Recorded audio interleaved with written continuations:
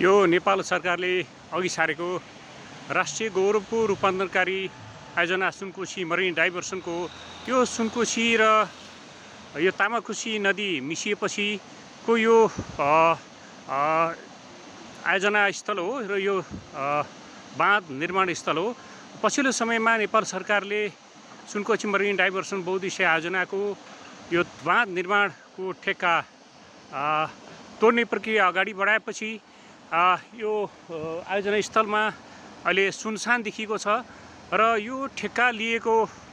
खास गरिकन भारतीय निर्माण कम्पनी पटेल